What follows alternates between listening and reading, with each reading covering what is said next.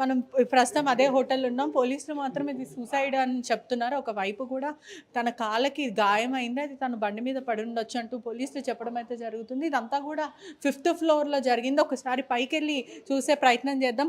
ఇప్పుడు మొత్తం మీద కూడా మనం చూడొచ్చు రెడ్ స్టోన్ హోటల్స్ ఇదంతా కూడా ఓఏకి చెందిందని కూడా పూర్తిగా తెలుస్తుంది. ఇటీవల కాలంలో ఓఏలో చాలామంది మృతి చెందడం అయితే జరుగుతుంది. ఒకసారి పైకెళ్ళి చూసే ప్రయత్నం చేద్దాం. మొత్తం మీద కూడా పోలీసులు ఇది సూసైడ్ అని అయితే వాళ్ళ వైపు నుంచి అయితే వినిపిస్తుంది. ఒకవైపు కుటుంబ సభ్యుల నుంచి ఇది హత్యనే కావాలని ఇది ఇక్కడికి తీసుకొచ్చి మరి చిత్రీకరించే ప్రయత్నం చేస్తున్నారు సూసైడ్‌గా. కానీ మోమాటికి ఇది హత్యనే. మా కూతుర్ని ఎవరో చంపారంటూ కుటుంబ సభ్యులు చెప్పడం అయితే జరుగుతుంది. ఒకసారి మాత్రం మనము పైకెళ్ళి మొత్తం మీద చూపించే ప్రయత్నం చేస్తాను.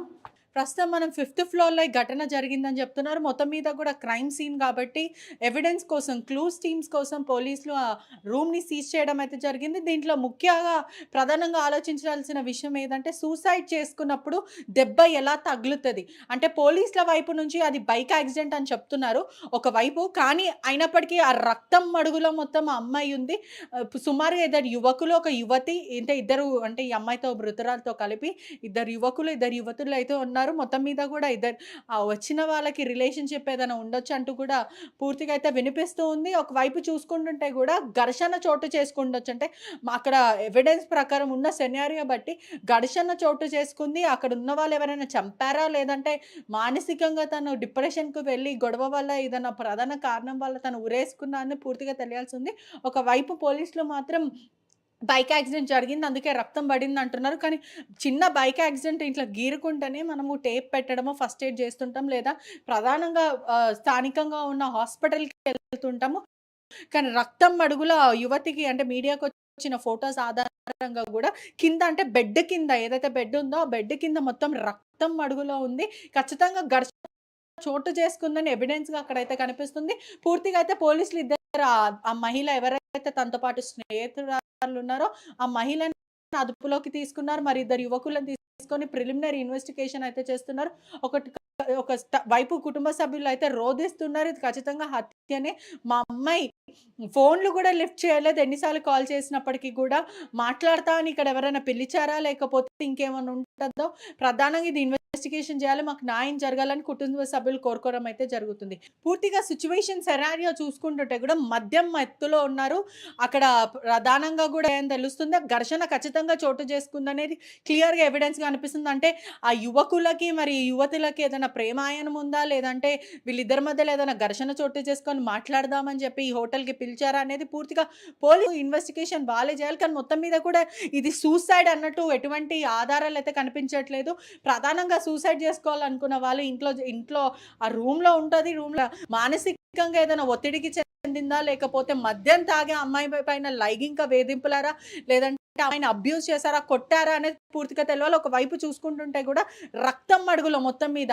అదే విధంగా రిసెప్షన్‌కి సంబంధించిన వాళ్ళు కూడా ఇక్కడ లేరు. వాళ్ళని పోలీసులు అదుపులోకి తీసుకున్నారని తెలుస్తుంది. ఇటువంటి హోటల్స్‌లో తరచూ చాలామంది రిపీటెడ్‌గా వెబ్‌సైట్‌లు వీళ్ళు పెట్టుకుంటూ ఉంటారు. ఖచ్చితంగా పోలీసులు ప్రధానంగా ఈ హోటల్స్‌ల పైన నిఘా పెట్టాల్సిన అవసరం అయితే ప్రధానంగా ఉందని కూడా తెలుస్తుంది. ఒకవైపు చూసుకుంటే కూడా మొత్తం సినారియో అంతా కూడా మర్డర్‌కి సంబంధించినవైతే కనిపిస్తుంది. ఆ లోపడంతా కూడా ప్యాంట్స్ ఏదైతే మేల్ ప్యాంట్ ఉంటుందో మనం జీన్స్ తొడుగుకుంటాం యువకులు. ఆ ప్యాంట్స్‌లో గూడా రక్తం అంటుకుందని గూడా పూర్తిగా తెలుస్తుంది. ఆ ప్యాంట్‌కి మరి అమ్మాయిని చంపుంటారా? లైంగిక వేధింపులు అంటే రేప్‌కి అటెంప్ట్ చేశారా? ఏంటంటే కుటుంబ సభ్యులు మాత్రము అమ్మాయిని ఏదో చేశారు. ఖచ్చితంగా ఇది మర్డరే తనని వేధించినట్టు ఉన్నారంటూ కుటుంబ సభ్యులు ఆరోపిస్తున్నారు. కానీ పోలీసులు నిర్ధారించాలి అసలు ఏం జరిగింది? ఆ నలుగురు యువకులు గానీ పూర్తిగా నలుగురు ఎందుకని ఇక్కడికి రావడం జరిగింది? అదే విధంగా ఏం జరిగింది శృతికి? తను ఒక నర్సింగ్ స్టూడెంట్ గత సంవత్సరం నుంచి ఇక్కడనే గచ్చిబౌలిలో పనిచేస్తూ జీవనం సాగిస్తుంది. కుటుంబ సభ్యులు గూడా ఎంతో గారంగా, ముద్దుగా పెంచుకున్నారు. కానీ ఇప్పుడు ఇలా జరిగింది. వికటజీవిలాగా నన్ను అప్పగించారంటూ తల్లి ఎంతో రోదించడం జరుగుతుంది. పోలీసులు ఖచ్చితంగా ఇది విచారణ చేసి పోలీసుల నుంచి ప్రెస్ నోట్ రిలీజ్ అయ్యే అవకాశాలు మనకు కనిపిస్తున్నాయి. కానీ పోలీసులు మాత్రం ఇది సూసైడ్ కింద చెప్తున్నారు. అదేవిధంగా నిందితులు చిత్రీకరించారని కూడా కుటుంబ సభ్యులు చెప్తున్నారు. అసలు ఏం జరిగిందనేది పోలీసులు చెప్పాల్సిన విషయం. ప్రస్తుతం గచ్చిబౌలి ఉన్న రెడ్ స్టోన్స్ ఓయో రూమ్ దగ్గర అయితే ఉన్నాం. ఇక్కడ దారుణం చోటు చేసుకుంది. ఎవరైతే ఎవరైతే మహిళ మృతురాలు శృతిగా గుర్తించారో తను సూసైడ్ చేసుకుంది అని ఒకవైపు వినిపిస్తుంటే మరోవైపు లైంగిక వేధింపులకి పాల్పడ్డారు. తనకి సంబంధించిన వాళ్ళ కుటుంబ సభ్యులు చెప్తున్నారు రేపు జరిగి మరి తనని చంపారు అని చెప్తున్నారు. ఒకసారి కుటుంబానికి సంబంధించిన వాళ్ళు ఉన్నారు, ఒకసారి తండ్రి మాట్లాడదాం. పక్కన తండ్రితో మాట్లాడే ప్రయత్నం చేద్దాం. నమస్తే, మీ పాప పేరు ఏంటి, అసలు ఏం జరిగింది లోపల? శృతి మా పాప పేరు. మేమున్నది మా విలేజ్ కడంపల్లి కోసిగి మండల్. జడ్చెల్ల ఇల్లుంది. జడ్చెల్లకి వెళ్ళి మొన్న వచ్చింది ఇక్కడికి. వస్తాను జాలరీ తీసుకొని వస్తా అన్నది. ఎవరేం చేసిండ్రు, తోలుకొచ్చిండ్రు, హోటల్ తీసుకొచ్చిండ్రు. హోటల్ తీసుకొచ్చి మాకు 2 గంటలకు ఫోన్ చేసిండ్రు, పాప ఇట్లా చనిపోయిందని. ఆ చనిపోయినాక ఆ రూమ్లో ఉండాలి కదా, ఆ రూమ్లో ఉండకుండా మళ్ళీ కిందికి తెచ్చి అంబులెన్స్లో ఎక్కించిండ్రు. ఆమె ఎట్లా ఉరి పోసుకుంటుంది, కాళ్ళకంతా రక్తం అంటింది. ఎవరో వాళ్ళు చేసి అట్లా చంపేసి అట్లా చేసిండ్రు. మళ్ళీ రూమ్లోకి వెళ్ళి ఎందుకు అంటే ఉరేసుకున్నట్టు చిత్రీకరించే ప్రయత్నం చేస్తారు, అంటే చంపారని మీరు చెప్తున్నారు. ఫ్యాన్ కిందే ఉంది, ఫ్యాన్ కిందే ఉంది. వాళ్ళు బాటలు కూడా బీర్ బాటలు ఇట్లా దాని లోపలనే ఉన్నాయి, రూమ్లో ఉన్న. పోలీసు వాళ్ళు మమ్మల్ని లోపల రావట్లేదు, రాణిస్తలేరు.